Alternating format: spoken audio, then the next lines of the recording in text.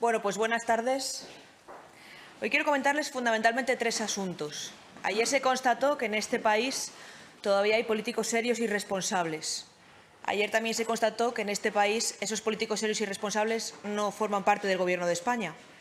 Y otro de los asuntos de los que quería hablar es de esos últimos coletazos que está dando este Gobierno, que está con respiración asistida antes de irse.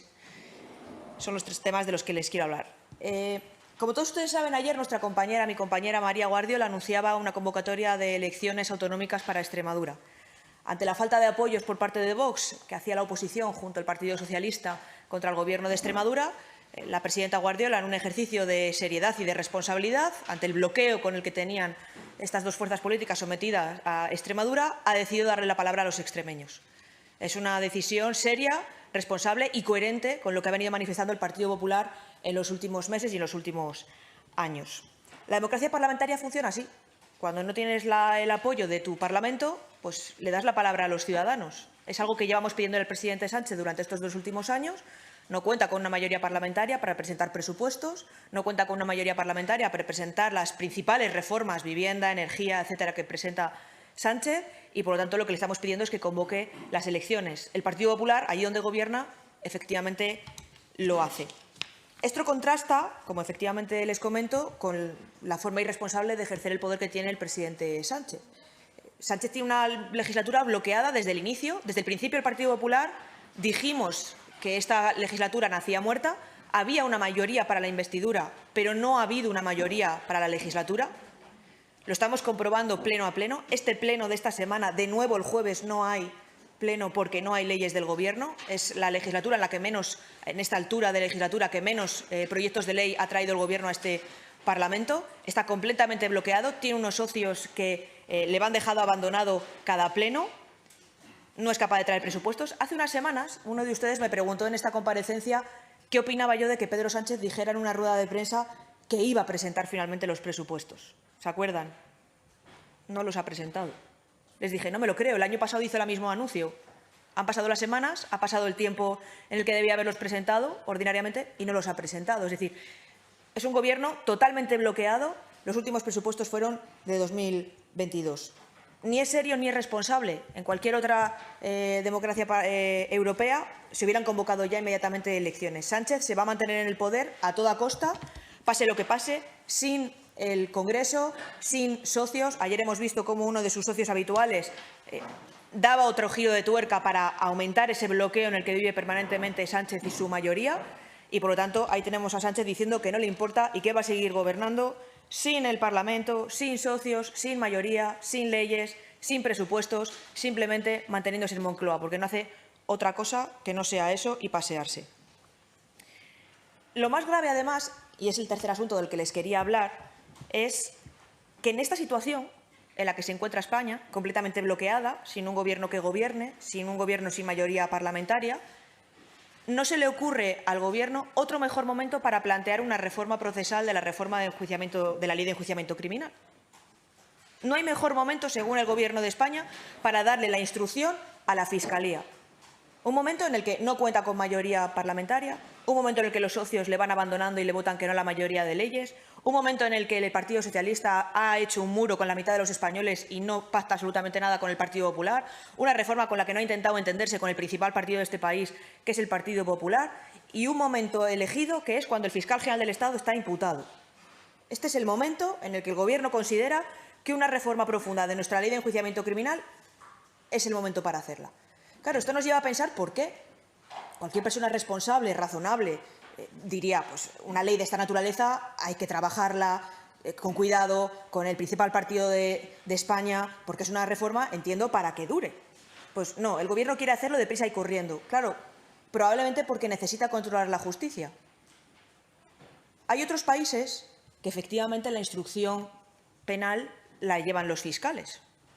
Pero son países en los que los fiscales y al fiscal general de ese país no le nombra el Gobierno de ese país. Es inviable una reforma que cambie de esta naturaleza el proceso penal en nuestro país si no se corta el cordón umbilical entre el Gobierno y la Fiscalía General del Estado. Es inviable. Y hacerlo deprisa y corriendo, sin contar con el principal partido de este país, solo nos lleva a pensar que lo hacen porque quieren asaltar también la justicia.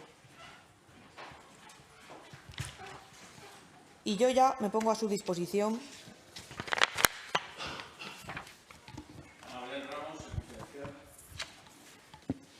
Buenas, portavoz. Quería preguntarle, en primer lugar, le quería pedir una valoración sobre la información que publica El Confidencial sobre los 39 intentos de hackeo que denuncia el senador Alejo Miranda de Larra. Quería saber a qué creen ustedes que pueden deberse esos ataques y si el partido valora tomar alguna acción para investigar lo sucedido. Y, en segundo lugar, quería saber si desde el Partido Popular se plantean abrir algún tipo de diálogo con Junts tras la ruptura anunciada ayer por Carles Puigdemont con el Partido Socialista. Gracias. Sí, bueno, sobre el hackeo. Hombre, que este hackeo curiosamente comenzase al poco de que comenzara la comisión de investigación en el Senado sobre el caso Koldo y que haya terminado cuando hemos conocido en su máximo esplendor las cloacas del Partido Socialista con Leire, pues es que este Gobierno está rodeado de casualidades y de causalidades. Siempre hay casualidades en torno a todo lo que le pasa al Partido Socialista. Entonces, bueno, pues es curioso, ¿no? Es curioso. Y con respecto a la segunda pregunta, mire, Junts tiene que concretar en qué consiste esa ruptura. Junts ha amenazado muchas veces con romper. Esto no sé si conocen ustedes el cuento de Pedro y el Lobo. Pues tiene que concretar. Creo que la semana que viene definitivamente tienen esta consulta con sus bases, con sus afiliados, y tendrán que concretar exactamente en qué consiste esa ruptura. Pero lo que viene a decir esto es lo que llevamos diciendo durante los 2 últimos años. Los socios aprietan y sueltan al Gobierno de España, pero la legislatura está bloqueada. No hay forma de que esta legislatura avance. Las grandes reformas y leyes del Gobierno no salen adelante, no presentan presupuestos, no quieren que haya una mayoría parlamentaria y les da exactamente igual. Entonces, tiene Junts que concretar exactamente en qué consiste esa ruptura.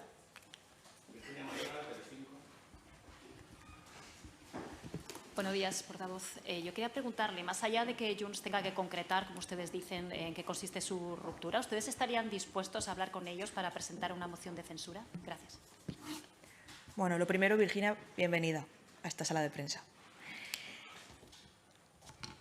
La que ha dicho que rompe con el Gobierno es Junts. Quien tiene que decir en qué se traduce eso es Junts. El PP no tiene que comentar lo que hace Junts. Son ellos los que tienen que concretar qué significa y en qué se va a traducir que rompen con Pedro Sánchez. Y, por lo tanto, moción de censura. Mire, nosotros llevamos mucho tiempo diciendo no tenemos números para presentar esa moción de censura. Lo que hace falta es que este Gobierno convoque elecciones.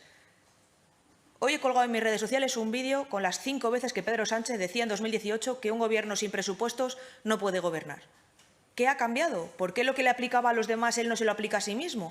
Hemos visto caer gobiernos europeos porque no se presentaban presupuestos. De verdad, nosotros vamos a seguir insistiendo en que tiene que haber una convocatoria electoral.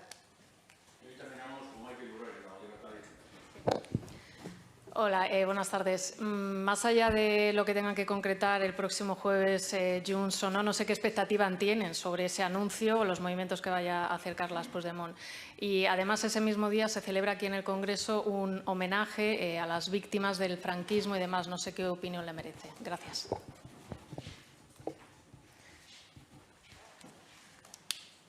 Es que es difícil valorar globos sonda.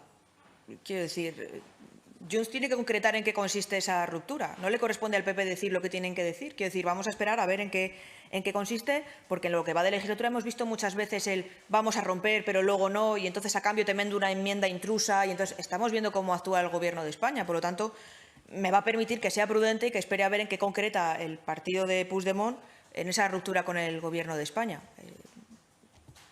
Esperar, tampoco mucho, la verdad.